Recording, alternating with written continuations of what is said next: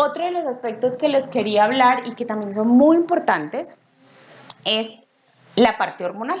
También juega un papel muy importante en el proceso de perder grasa o de aumentar la masa muscular. ¿Por qué? No sé si les ha pasado, conocen a alguien que les haya dicho, es que yo creo que yo estoy gordo o que no bajo de peso porque yo sufro de la tiroides. Y entonces la pobre tiroides es la culpable de todo. Y resulta que no. No siempre el hecho de que no bajes de peso es que tengas la tiroides alterada o que ella sea la culpable de ese proceso. Aunque una de las manifestaciones del hipotiroidismo sí es un aumento de peso, no siempre es la causante.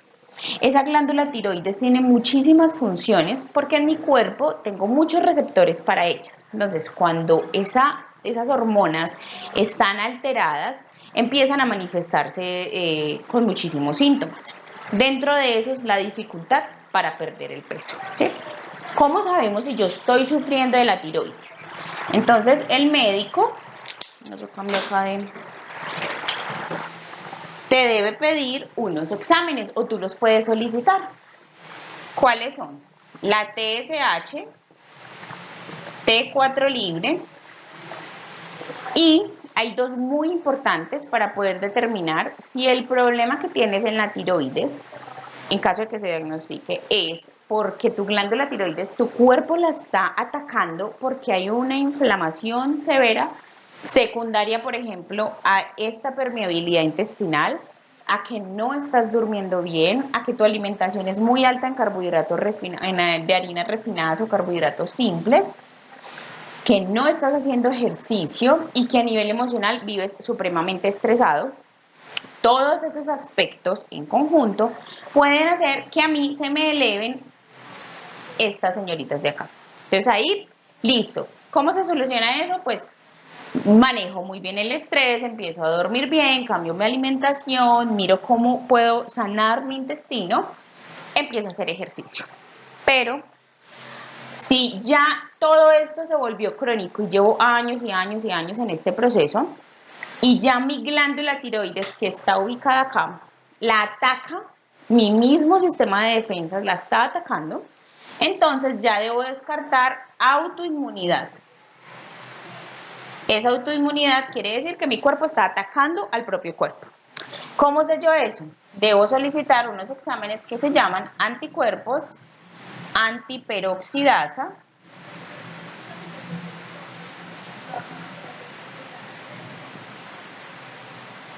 y anticuerpos antitiroglobulina.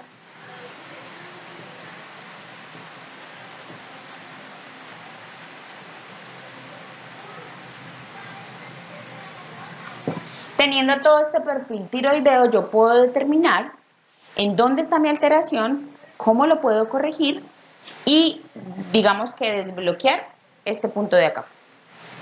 Otra de las hormonas muy importantes es la insulina.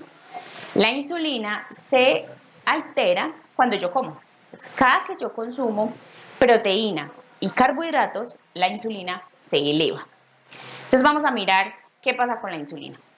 Vamos a explicar aquí rápidamente qué es lo que pasa con la insulina para que esto nos quede claro y podamos entender por qué en muchos de los casos debemos bajarle o disminuir un poco el consumo de ciertos alimentos para poder mejorar la pérdida de grasa. Entonces, cuando nosotros comemos proteína o carbohidratos, en sangre hace que se libere la insulina del páncreas. Entonces, la insulina se encarga de coger el azúcar que se absorbió de aquí y guardarla en la célula. ¿Qué tanta insulina voy a producir? Va a depender de qué tanto o qué tipo de carbohidratos o qué tanta proteína consumí. Entonces, digamos que usted se comió una bandeja paisa y tomó de sobremesa la mazamorra con bocadillo. Entonces comió muchísimos carbohidratos. Se absorbió en sangre el azúcar, se produjo la insulina, ella empezó a tratar de meter el azúcar a la célula, pero se dio cuenta que en sangre todavía estaba muy alta el azúcar. Entonces, ¿qué está pasando? ¿Por qué el azúcar está tan alta en sangre si yo ya estoy funcionando, yo ya estoy trabajando? La insulina dice, bueno, me voy a subir. Yo voy a tratar de guardar todo ese azúcar que está en la sangre y meterla aquí a la célula. Entonces ella, muy juiciosa, empieza a tratar de guardarla, pero la célula le dice, yo ya llegué a mi 100%, yo ya no le puedo guardar más. Eso se llama resistencia a la insulina.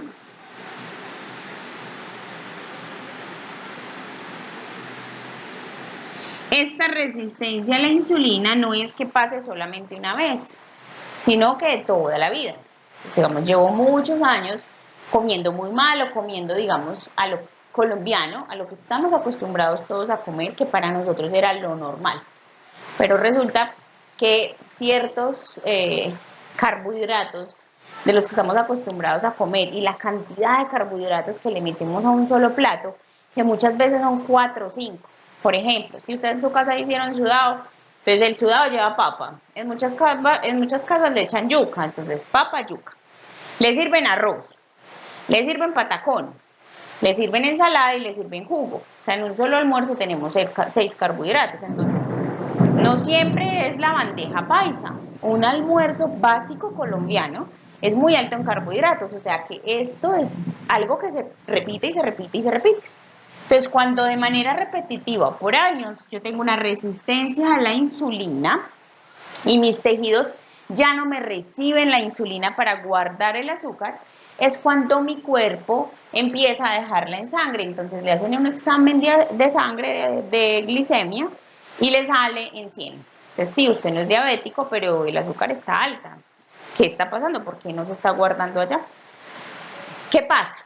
Mi hígado viene aquí a ayudarme y a decir, bueno, venga, yo cojo y le ayudo a bajar ese nivel de azúcar que no ha podido guardar en la célula porque usted está comiendo mucho carbohidratos. Entonces, el hígado, ¿en qué convierte ese azúcar? En triglicéridos y en colesterol. Entonces ahí es donde usted le hacen los exámenes y le salen altos. Pues, pero ¿de dónde? Si yo todo lo cocino en air fryer, si yo no consumo chicharrón, yo no frito, yo no utilizo aceites, yo como muy bajito en grasas. Porque el problema no es la grasa, el problema es el azúcar que se me está quedando en sangre, que la insulina no puede guardar aquí en la célula y que mi hígado tiene que convertir acá, porque si no, pues usted se va a convertir en una persona diabética. ¿Listo? Entonces, eso con el pasar del tiempo se puede convertir en un hígado graso. Entonces, le hacen una ecografía y le sale esteatosis hepática. Esa esteatosis hepática es toda esta grasa que se empezó a acumular y que no hubo cómo gastarla porque de una u otra forma la actividad física no es mucha. Su trabajo es sentado todo el día, no tiene tiempo de ir al gimnasio, no tiene tiempo de ejercitarse. Entonces mi cuerpo pues toda esa energía la va a guardar, la va a almacenar y mi hígado se empieza a inflamar y a llenar de grasa.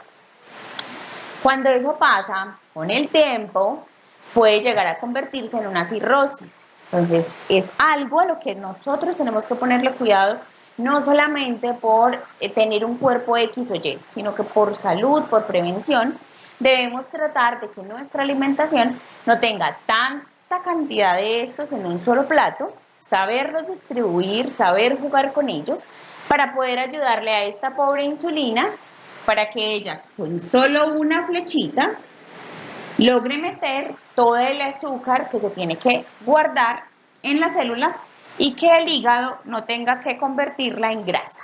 ¿Listo? Entonces, cuando yo empiezo a aumentar mi actividad física y empiezo a bajarle a esto, toda esa grasa almacenada que tenemos en las piernas, en las caderas, en los brazos, empieza mi cuerpo a utilizarla como fuente de energía porque ya no viene tanto de aquí, ya no está aquí, entonces tiene que salir de acá. Entonces empezamos a perder grasa.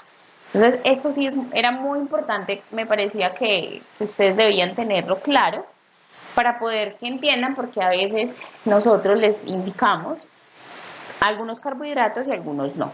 ¿Listo?